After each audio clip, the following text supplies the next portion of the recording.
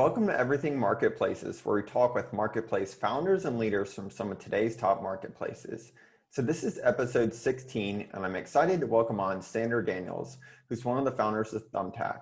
So you're all probably familiar with Thumbtack since it's one of the largest online marketplaces for booking local service providers. And it's also a marketplace case study for us all. So Sandra, before we dive into Thumbtack, let's maybe start off by you sharing a little bit more about your background and what led you to start Thumbtack. Yeah, well, thanks for having me. I'm really excited to be here. My name's Sandra Daniels, and I helped start Thumbtack many years ago with a couple friends. I grew up in the Washington, D.C. area outside of in Northern Virginia, and I felt very lucky from an early age for all the opportunities I've been given. It was nothing super out of the ordinary, but I knew that when I got a little bit older, if I dedicated myself, I'd be able to do something that helped other people. And so the first route that took for me was in college. I started studying public policy, politics, and then I went to law school. And while I was in law school, I kept in touch with a couple friends who had gone a similar direction for similar motivation. They worked at the White House at the time. We got together and we said, well, politics is one way to make a difference, but there's another way to make a difference, which is technology. And so for a year, we had weekly phone calls where we brainstormed ideas of things we could start that, if successful, would create opportunity for people. And we were not set on it being a tech company. We were considering nonprofit organizations, political advocacy organizations. But what we eventually landed on was the idea for a Thumbtack. We said there's a real human problem to be solved here. For consumers, it's kind of a pain for them to find trustworthy local help for the right price. The human problem, however, is perhaps even more acute for people on the other side of the marketplace. We call them service professionals. For them, their number one concern is, where do I find my next customer? Where do I put money in my pocket next, or food on the table for my family next? And it was clear that the solutions out there were broken. It was like Yellow Pages books being delivered to people's doorsteps, or people thumbtacking their yoga business card to a coffee shop bulletin board. And we said, that's not how this can be done in the future. We also looked around and said, there's probably a big business opportunity here. There are these global marketplaces for products, Amazon, eBay, Alibaba, but there's no global marketplace for services yet. So let's go try to build that. And that is what we've been building towards since day one. So there you go. That's a little bit of the founding story. Nice. And what year was that, just so we can have context on that? Was 2008. So it was right in the middle of the Great Recession and the financial collapse is when we started Thumbtack. Yeah. So what was that like? Was that a little bit nerve-wracking, or? Well, one of the interesting things was that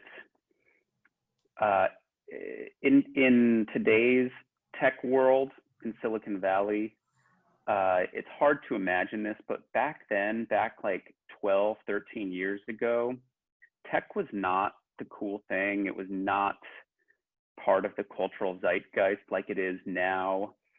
I went to Yale, and in my class, I think there were like 6 software engineering majors. Like 6 people who majored in software engineering in the whole class. Today, it's like 120 or something. And none of my friends were going to Silicon Valley. Nobody I knew. The normal tracks were law, finance, consulting. And so really the thing that was most difficult about starting Thumbtack was not the timing. There's no reason to base your timing of when to start a company really on macroeconomic factors. You can't predict them. Who knows how it's going to affect you? It was really more the social factors around, like, I'm going out to do this crazy thing. My friends, none of my friends are doing it. I have this really cushy law firm job that pays a bunch of money, and convincing my parents was a big deal. They thought I was a total idiot for picking up and leaving that nice, prestigious law firm job that was paying me a bunch of money to go earn $0 for a number of years. And then my wife as well. So I was married at the time. I had a kid on the way, and we both thought we were going to grow up in the DC area and be there forever. But I said, hey, I need to go do this thing in San Francisco. And she was a real trooper. She said, sure. But we said, we're probably going to be back in the DC area in 12 to 18 months when this thing fails. And, here we are today, 12 years later. We have 4 kids. We live in San Francisco. So Thumbtack just kept not failing, I guess. Yeah, that's great. So maybe to speak a little bit about the business model for Thumbtack and kind of how that's evolved over the years. What was it like kind of in the earliest days? And then, maybe what were some kind of pivotal moments? Yeah, we've had a number of business models over the years. So the Thumbtack marketplace started as there was no business model. It was a free model because we were focused on other things. We had sequenced other pieces of the business before revenue, and I'm happy to talk about that. But then once we started needing to earn revenue, then we tried out a commission model where we took a cut of the completed jobs that were done through our platform. We tried that for a couple months and totally failed. It's funny, I think that the best revenue model for marketplaces generally is commission. That's the Uber Lyft model, the Airbnb model, and many, many others. But for our marketplace, where we're operating across dozens or hundreds of categories of service, it's very difficult technically and operationally to identify who does these jobs for how much and when. So we were unable to build payments into the platform, and thus we were unable to collect commissions. So that failed. Then we moved to subscriptions. So we charged the service professionals, we call them, $40 a month or whatever it was, to be able to respond to leads through our platform. And that worked pretty well.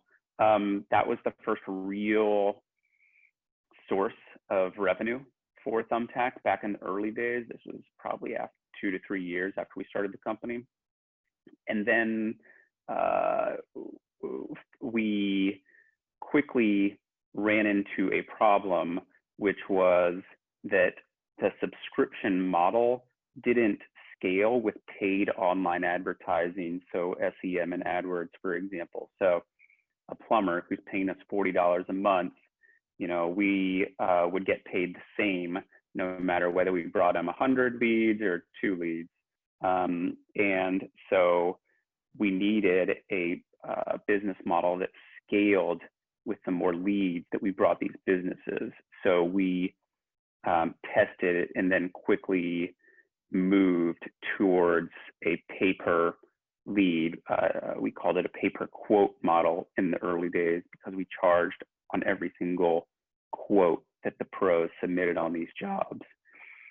The pay-per-quote model worked fantastically, and that is what carried us forward for the following 5, 6, 7 years.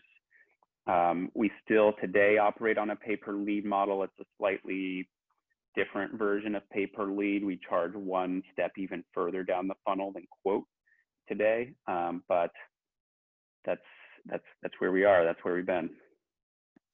That's super interesting. So maybe I had a question about when you were testing out these different monetization models. Did you isolate it to one category, or how did you guys kind of approach that? So from the very early days, we have had big ambitions, and we said we want to be at Amazon for local services.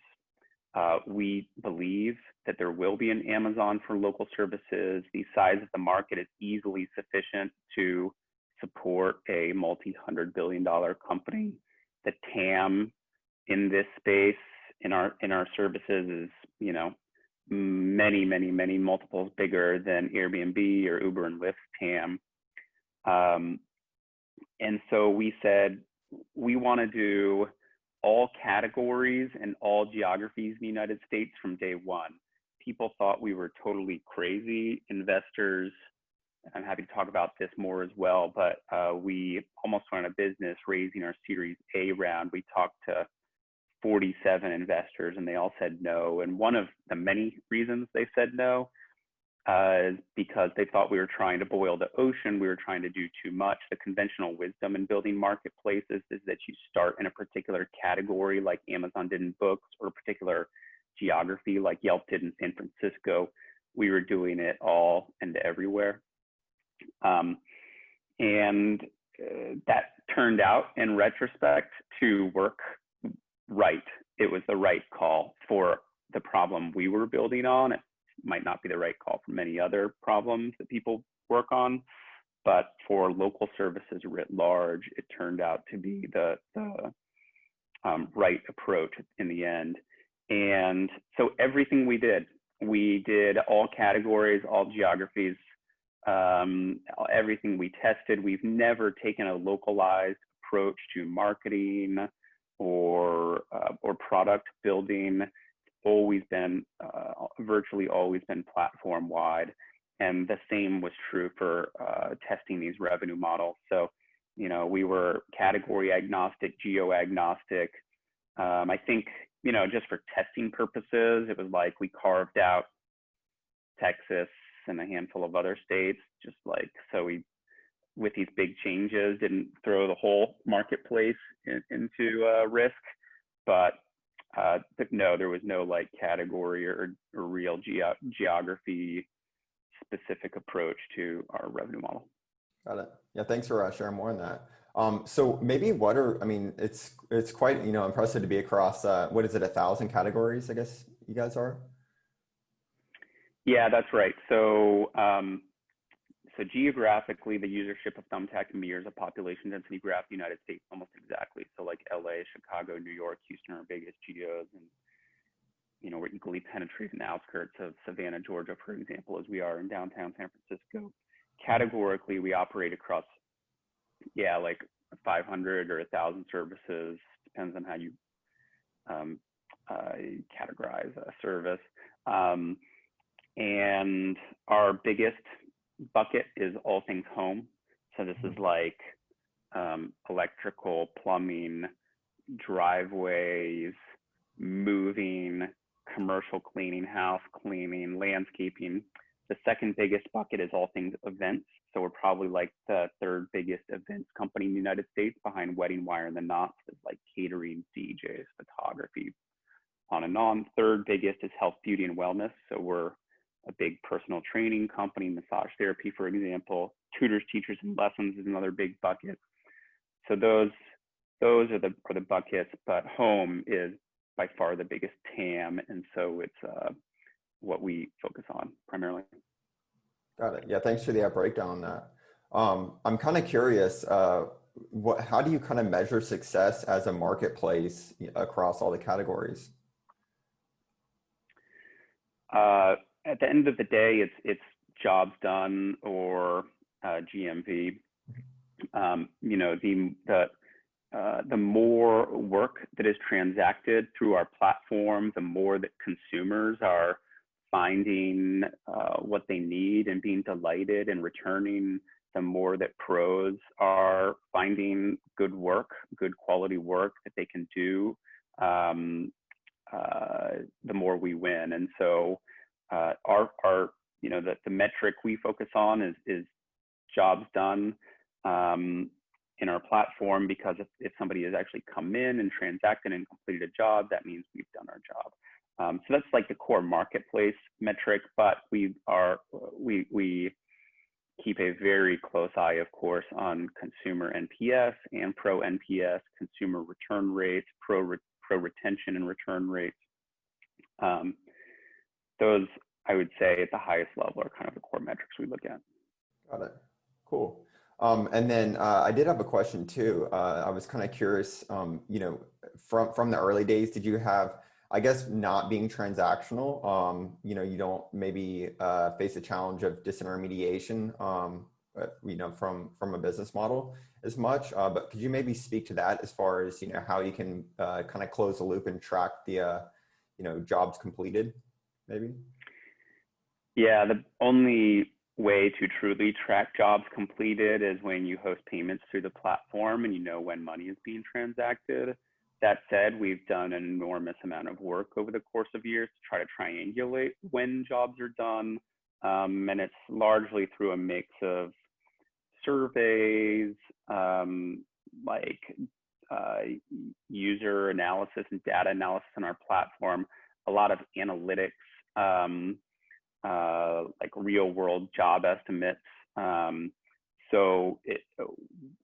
The problem of determining when a job is actually done is a significant one that many people on our team have worked on for a long time. It's not an easy one to solve and it's never perfect, but we've gotten a pretty good handle on it over the years, mostly in a like brute force, ops, analytics, product driven way. Got it. Got it. Is there, I think, a question I had actually from a lot of the people in the group here, since we're all typically earlier stage marketplace founders, is how much is kind of a manual process, or as you described, kind of brute force behind that on your team? Just so I understand the question, just like in building the marketplace generally. I would say on specific aspects as far as like trying to track the jobs completed and so forth. Like how much is kind of behind the scenes is brute force versus kind of like what a lot of people think is manual or automated. Certainly in the early days, it was almost entirely brute force, just like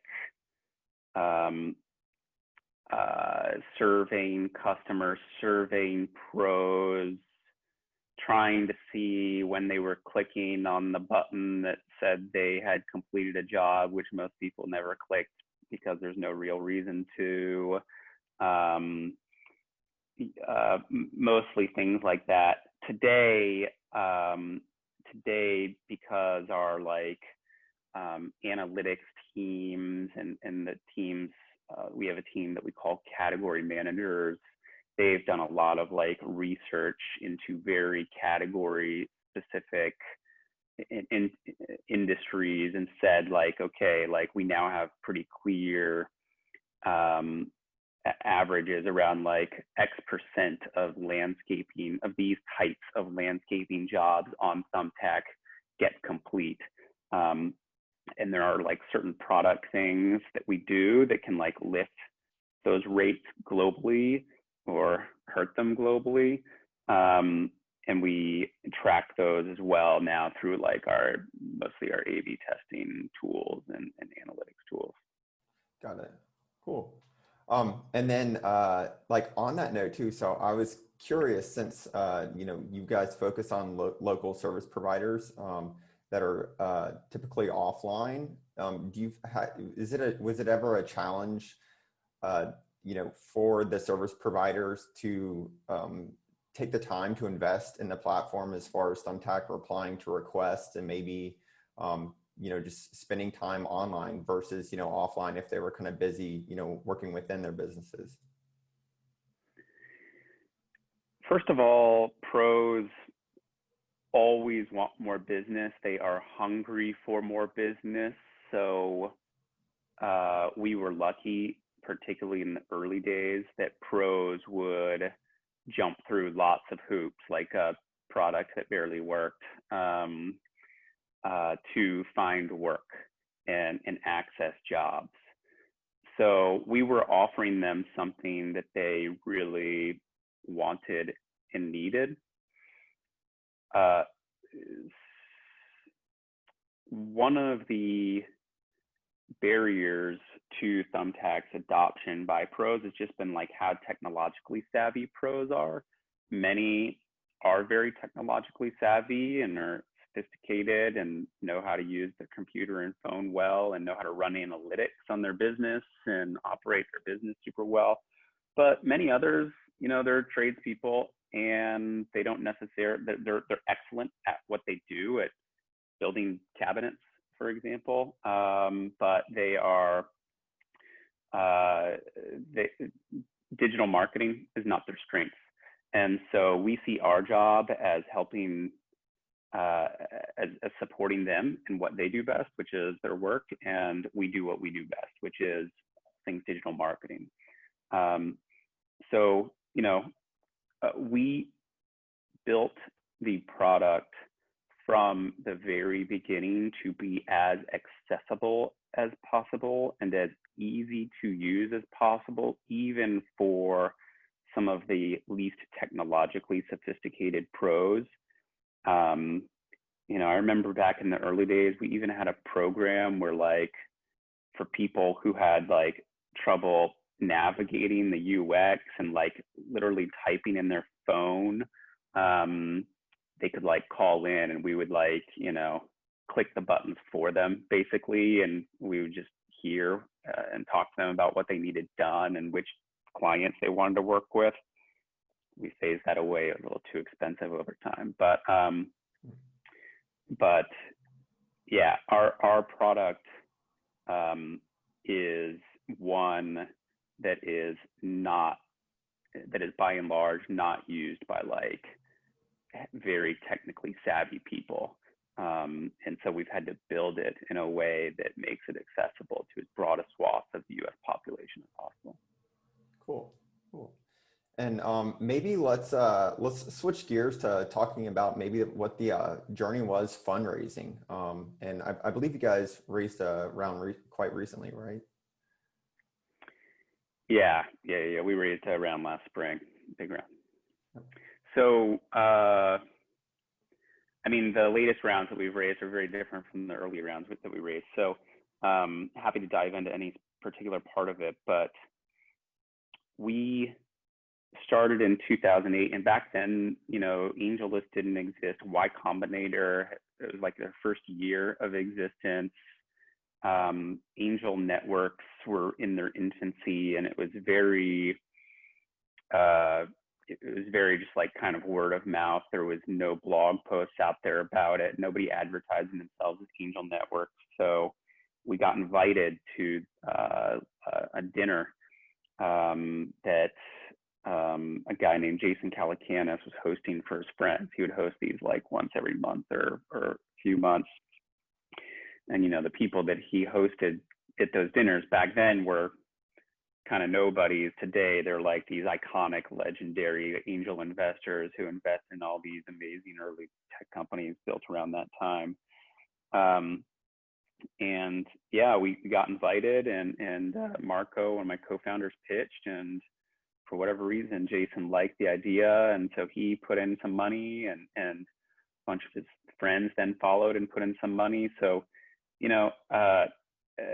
the one of the things that I've changed in many, many ways as a person through the Thumbtack journey. And one of the ways I have changed is I used to be a big believer in the efficient market hypothesis. I used to believe that, capital was allocated super efficiently. And if there was $100 bill on the ground waiting to be picked up, there's no reason to bend over and pick it up because somebody else has already taken it. In retrospect, I think that's not the case. I think the world is way stickier than I ever thought, that I learned in economics classes and in law school. And one of the reflections of that is kind of the happenstance and random chance that goes into very early stage fundraising, who you happen to talk to, what moods are in that day, whether they themselves are investing at that moment in their life or not. It's all just a lot of chance. And so, I guess my best advice for fundraising in the early days is like,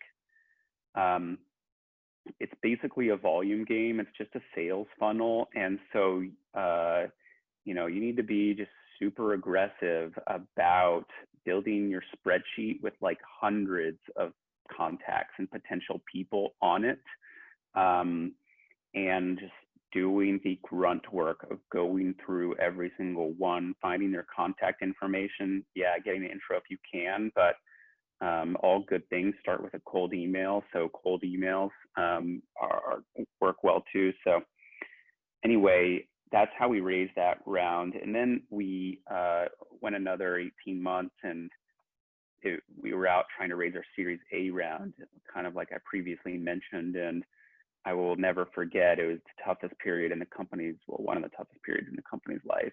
We went out to try to raise, starting in August 2010, so 10 years ago, like today, basically.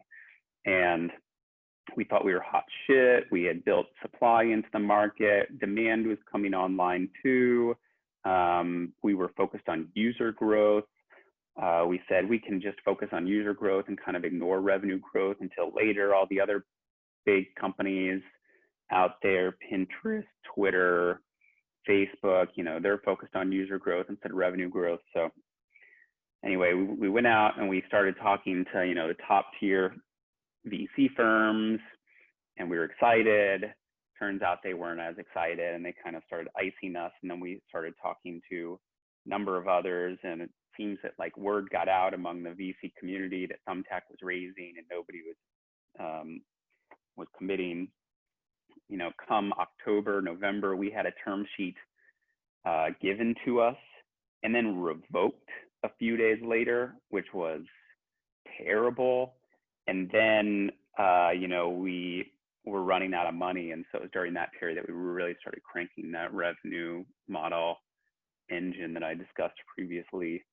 And we, you know, one of the firms that we had started talking with early on in the process did come back and say yes.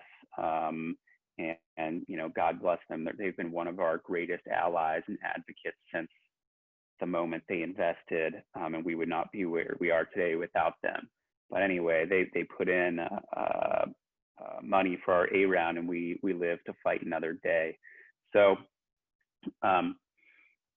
you know, that was the early days, and that was tough. But then we said that experience traumatized us so much that we said, okay, never again will we put ourselves in a position where we have to raise money in order to survive and succeed. So for the next 18 months, all we focused on was revenue model, and we put a number up on the wall, $350,000 of the office.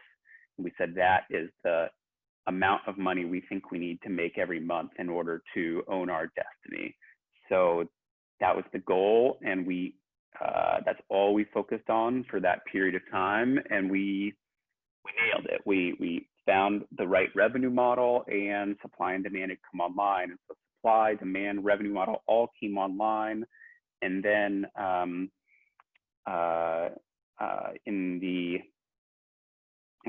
was 2012 that we raised our Series A. So in 2013, you know, we went out and talked to those VC firms again, and Sequoia bit, and they invested in our Series B round in the spring of 2013.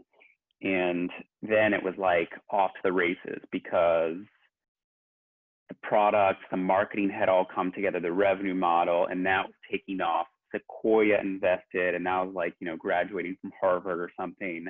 And so then, after having raised 13 million from Sequoia in the spring of 2013, then we raised 30 million from Tiger Global, a hedge fund, 6 months later, and then 100 million from Google Capital 6 months after that.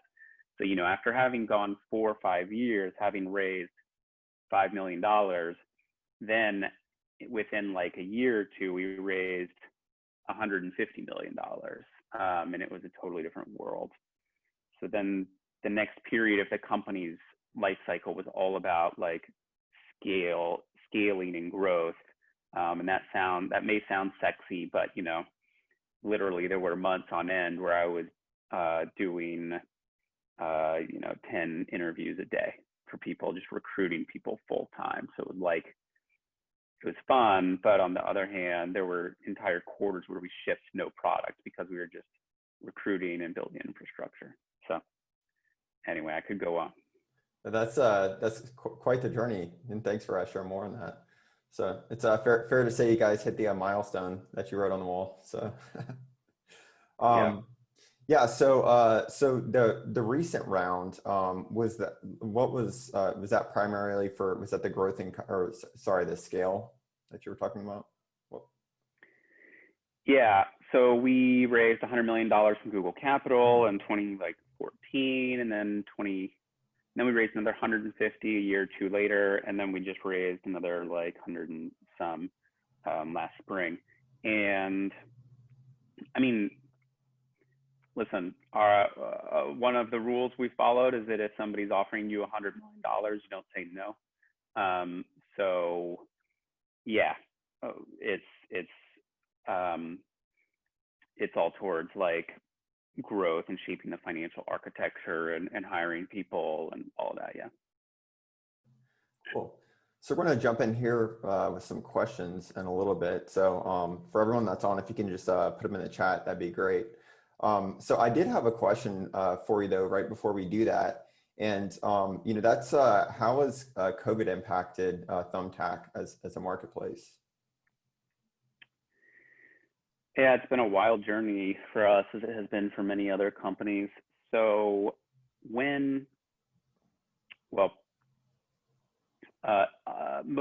every developed economy in the world has a Thumbtack-like company in it, and we have gotten to know them over the course of many years, deliberately kept in touch with them. So as COVID started coming around the world and hitting different countries, we were in touch with all of the marketplaces in the early hit countries. So, I was in touch with Thumbtack, the Thumbtack company in South Korea, in Japan, India, throughout Europe, in Italy.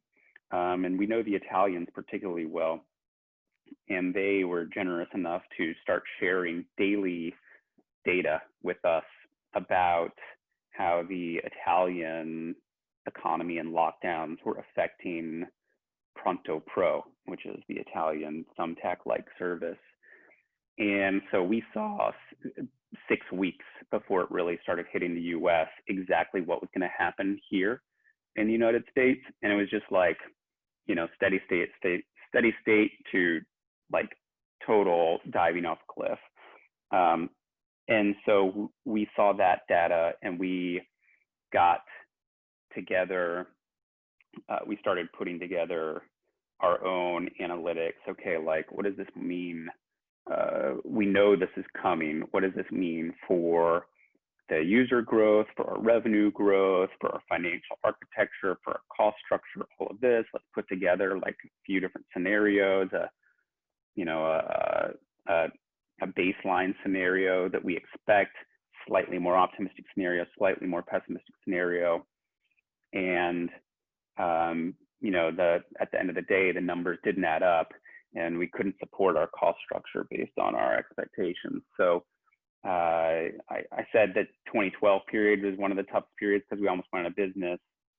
This year was also ranks up there with one of the tough periods because we made the tough decision to lay off like 30% of the company. So it was 250 people across our offices in San Francisco, Salt Lake, and the Philippines. And that was just awful on many dimensions, not something you ever hope or want to do when you start a company. So that was really tough. And that was in the beginning of March. In April, we were one of the first companies to make that decision because we had this early data and we just knew it was coming. And we've also learned over the years, if you have to make a tough call, if you know it's coming, it's just better to do it ASAP for a bunch of different reasons. So we did that. And then things started recovering a little bit back towards baseline at the end of April and early May. And since May, to our shock and amazement, the home industries have actually done extremely well. And there's now been a secular shift towards home spend. Home is more important than it was before. And so like Home Depot and Lowe's are reporting record earnings. And we are as well. We have been hitting records, you know, in usership for the last 2 months or so. So we feel lucky. Cool. Thanks for sharing more on that. So cool. So we're going to jump into some questions here. So Paris, did you want to come on and ask? Sure. Hi, my name's Paris. I'm a co-founder of a startup called Perry.app, and essentially we help non-technical founders launch custom online marketplaces without having to code. We target service-based businesses, as that's what our tech is primarily built or tailored to early on. And I'm pretty familiar with the variance of needs by industry and local services, and it just gets more and more complex as you go. But I was really curious, like how Thumbtack has dealt with dealing with or approaching technical debt or risk of feature overload over time, with the goal of keeping the product simple and targeting local services that vary by industry. It's pretty easy to fall victim to those. So how have you gone about that? Yeah, good question. We got lucky in the early days. Like I said, people thought we were boiling the ocean, tackling too much. The product that's right to build to help somebody hire a landscaper is very different than the product that's right to build to help somebody hire a plumber versus a math tutor versus a wedding photographer. And so people said, you can't build one product that cuts across all of these that does it well. Turns out that we were able actually to build one product, a request for quote product, that didn't work great for any single category, but it worked well enough to get the job done and connect demand with supply for many years. And so we built on that one product just universally for all categories for many years. But then we reached a level of maturity and a like size of engineering and design and product teams, frankly, where it did start to make sense for us to start tweaking the product by category type. So we have a handful of what we call category archetypes. It's maybe like 5, 7, 9 different category archetypes, as we call them, which are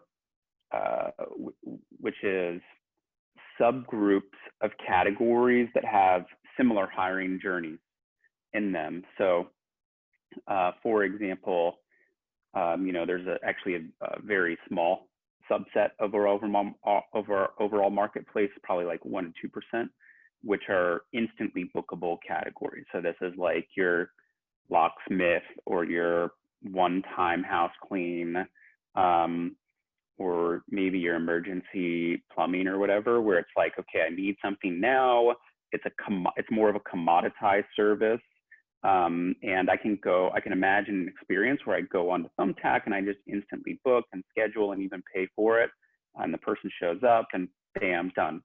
But there's other types of, but like 99% of our categories are not like that. Even house cleaning itself, I think people have gotten all wrong, and it's way less commoditized than people think. So that is not the right model for most of our categories. So we have other archetypes as well that we have built product around. So for example, like, you know, a lot of home jobs require, you can't instantly book it. Instead, you need the person to come to your home and provide an on-site estimate for the job. They need to like review the job, talk to you a little bit, and then provide you a price estimate. So we've built like a whole flow around on-site estimate jobs. That's one of the category archetypes, for example. So we try to, again, we don't like build individually for every category. We've tried to like narrow it down to a handful of these archetypes and then build within those to the degree we can, so we don't have bloat. Awesome, thank you. Yeah, I think in our company we've fallen and noticed into like those kinds of booking flows as well, like the instant booking versus the quote creation. So it's interesting to see that Thumbtack ran into that as well. Yeah. Awesome. That was a great question. So, hey, Rich, did you want to come on? Hey, Mike. Yeah. Sander, my question was, some of the competitors I've seen in your space, like House, have started offering software for their supply side, like House Pro. How does Thumbtack think about this kind of subscription model?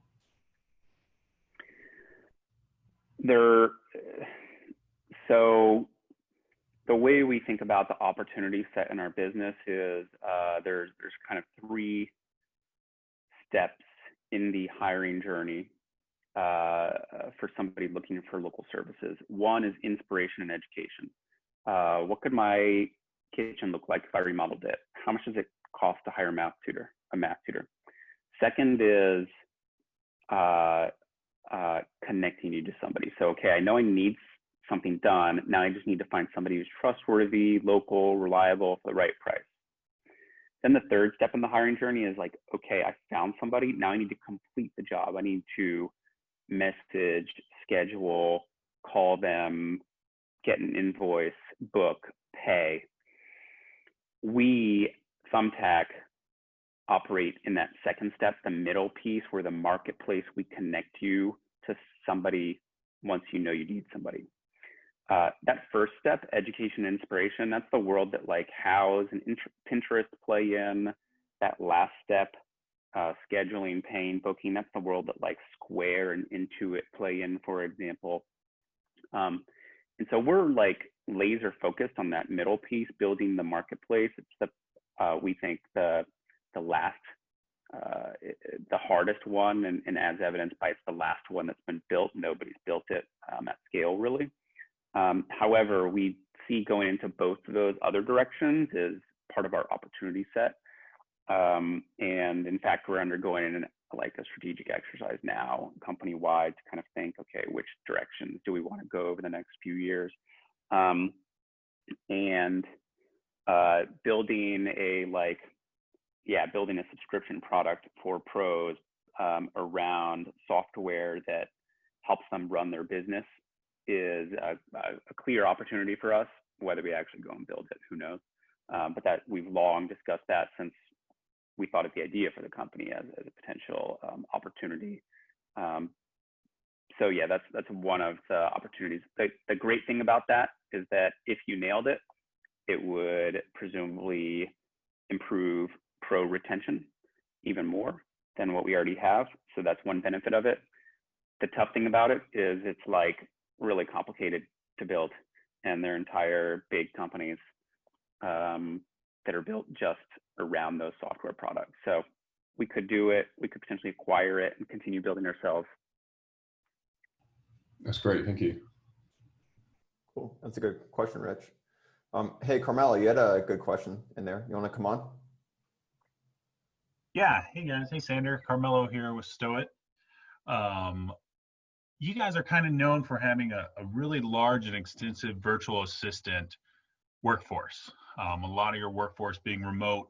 For those of us that are looking to kind of imitate that strategy, just wondering if you could give us any tips, kind of looking at how to get started and how you guys think about and manage that remote workforce in terms of what they can do versus what you can't kind of outsource to them.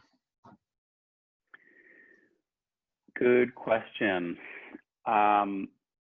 So yeah, we had a team of almost 1,000 people in the Philippines at one point. It's now about, we still have a team of about 200 or 250 in Manila. And, you know, let me just step back and say that I would say that yes, having people around the world help in the core marketplace with different jobs and tasks has been like was a core innovation for us, particularly back in the early days. Nobody was doing this, but building the expertise, like building this team and building within ourselves the expertise to like operate and manage a team like that was absolutely a core differentiator of who we are, or who we were. And like, we would not be here today had we not built that skill. It allowed us to do things in the marketplace at enormous scale from like almost day one, like massive, mind-boggling scale, that like people still today even have a hard time imagining. And we like had, and it was like a compounding effect in that we had ideas of like tasks we could delegate basically. And so we went out and we like figured out how to delegate those tasks to these people, many of whom are like my friends, my good friends and colleagues today. But then once we built the expertise, like we just saw a world of opportunity in our imaginations. Just every minute of every day we're running like, oh my gosh, like if I could do this thing with this team, like what about this other thing? And oh, like this thing on our engineering roadmap 3 years from now, we can actually pull forward and do it in a super ops heavy kind of janky way, and like scale it to enormous scale, 3 years earlier than we otherwise thought we would. So in many ways, our ops teams was like a substitute for like a significant sized engineering team in the early days. I think it was like, we had 10 engineers and 500 contractors like this. And so it really started with just kind of an attitude of like, we by our nature are very strong, are like ultimate delegators and very strong operators. And so we were literally sitting in the townhouse up above the Castro where we had our first office, and we all lived like, 5, 10 of us. And we were like, we have these service professionals typing their business descriptions into Thumbtack when they register. A lot of them are like poor punctuation, a lot of edits and misspellings. And so like, Jonathan and Marco, the other founders, are sitting there like editing these, like themselves editing these listings as they come through. And they thought to themselves like, I now feels like a good time to see if somebody else could do this instead of us. So they had no idea what to do. Jonathan put an ad up on Odesk at the time for somebody who could edit these job listings. And we got a bunch of applicants. There were 4 finalists, 2 in the United States and 2 happened to be in the Philippines. And they did a final writing test. And we thought there would be a trade-off that the team in the Philippines would be slightly worse English language skills, but would be a little bit cheaper. Turns out that the 2 applicants in the Philippines were not just cheaper, but they also had much better writing skills than the Americans, and they were much more motivated to get the job. So we hired one of them, and that first person that we hired, we got lucky, turned out to become the manager of the whole team, and she scaled herself up to 500 people, and the team up to 500 people. And she's one of my best friends in the world now, and she really made a life for herself through this random Odesk application. Her father is a tuk-tuk driver in Manila, and she kind of came from nothing. And like, she'd always had it as a dream, a total crazy dream, that one day she would go to France and go to business school. And, 5 years later, she actually went to do that. So anyway, that's kind of the founding story and the attitude that we took towards it in building it. And it became a huge competitive advantage for us and area of expertise. That's awesome. Thank you. Yeah, that's awesome. That's an incredible story too. So, hey, Pierre, did you want to jump on?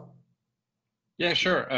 First, thank you for your time this morning. This is really, really interesting. And my wife is from the Philippines and from Manila, so it's a great story, and I will make sure to tell her about it. I had no idea. I founded Vinti, a classic car rental marketplace, and my question was more about opening new geographic areas and your approach to it. Uber model typically sends teams on the ground to hire drivers and do marketing events. So I was wondering what was Thumbtack approach to that, if you were doing that remotely from SF, or if you had the same kind of vision and had people on the ground doing that, hiring pros basically. Yeah, so we launched the marketplace everywhere in the entire United States from day one. We have never done local marketing. We've never had on the ground teams. We've never had launch teams. We've never launched a city or anything like that. We launched them all on, August 1st, 2008 or whatever. And launching for us really didn't mean anything more than we put up a landing page, an SEO landing page for it. So it was like, the day one we published a San Francisco house cleaning page, but we also published a Miami personal training page and a Reno electrician page. And really the demand side of the business was driven very heavily by SEO in the early days. And so where demand discovered us and came in was really a function not of, whether we had a local team on the ground or anything like that, but rather where our page ranked on the Google SERP. So that is how we launched. And because, yeah, so I'll just stop there and say that. Thank you. Cool. That's a good question. So, Sanders, we're kind of short on time right now, but I did want to get a question in for you, which is, what do you kind of see the future of marketplaces being in the next few years, and maybe for Thumbtack? Well, I mean, in the long view of the longish view of history, at least over the last few decades, the complexity of marketplaces has increased significantly over the course of time, or said another way, the easiest marketplaces were built first. And so in our world, at least, it used to be the yellow pages offline, and then directories came online. So this is like Angie's List and Yelp. These are directories that layered reviews on, and reviews were the big innovation back then. But then more broadly, Amazon was started during that time. Google itself was started during that time. And then that was kind of like V1 of the different marketplaces. Those are like your basic e-commerce, eBay type, Craigslist type marketplaces. Then came, I would say, V2, which were like the transactional vertical specific marketplaces.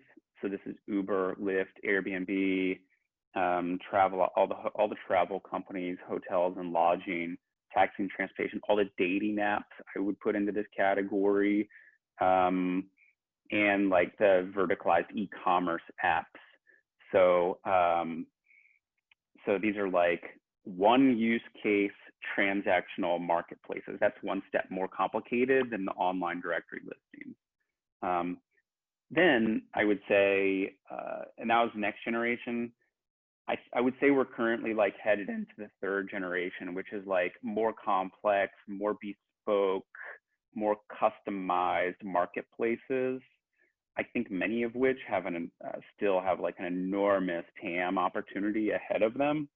Thumbtack I would kind of put into that category. There's a reason like nobody has built a marketplace for local services writ large, even though it's you could have a company as big as Amazon in it.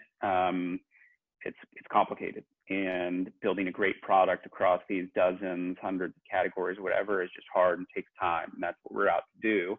I think we will do one day, but it's like a multi-decade project, you know.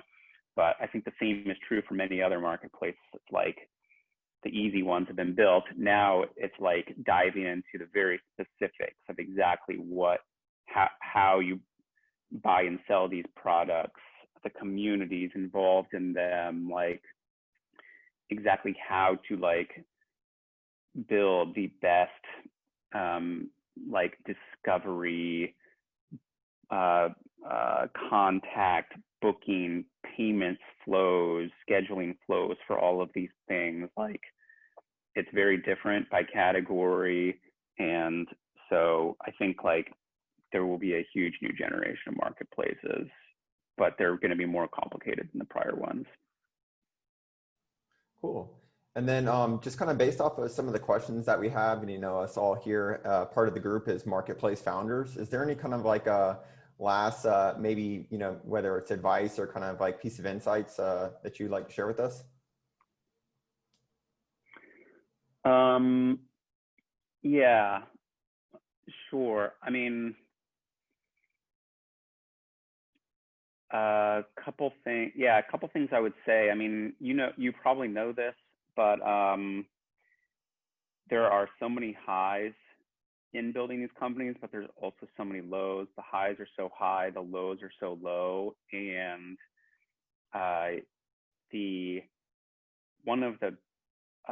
we have always taken a very long-term outlook on Thumbtack. We said like, the problem we are going after is so huge, it's not going to be solved overnight. And so here we are, you know, we're 12 years in, and gosh, we've had you know, lots of success over the course of time. But when you're in it day to day, you don't really feel that. There's problems that come at you every single day. There's new issues. There's friendships you build. There's people that leave the company for many different reasons. And that's always hard. And, you know, just the challenges of the day are kind of what overwhelm you. And so the best thing I think we did in early days was create some balance for ourselves. For us, work was never everything. And we always had lives outside of work. You know, like I mentioned, I've been married for 12 years, and I have 4 kids now, a 9-year-old, a 3-year-old, and twin 11-month-olds. And so, you know, I've always kind of gone in with the assumption that, you know, I've always hoped and dreamed for the best and worked for the best, but I've always gone in with the assumption that Thumbtack would fail and go to zero. And still today, you know, I just kind of operate with a stoic approach that, you know, if things all went to zero today, then would I be okay? And the answer is yes, because I've built up basically human relationships around me that would help me get through it. So there's going to be lots of ups and downs, and the best thing you can do is kind of like keep yourself healthy, primarily through connection with other friends and family that don't value you for, you know, whatever thing you're doing professionally at the moment. Awesome. Well, that's a great way to kind of end things over here. So where can we keep up with you for time for a little plug? Yeah, I publish occasionally on Twitter and Medium at Sander Daniels. not too often. One day, I'm more of a long form guy, and I hope to write a book one day. Maybe that'll come. So keep up with me then. At least you'll see more of me then. That'll be great. So we'll hopefully we'll be the first to see it in the group here. So yeah. But cool. Well, thanks again for joining us. This was an excellent chat, and appreciate you making time. So, and thanks everyone thanks else all for of you. joining And along. I'm rooting for all of you, and I always there's my 9-year-old. I'm always a big fan and supporter of anybody who starts something new. So high five to all of you. Awesome. All right. See you, everyone.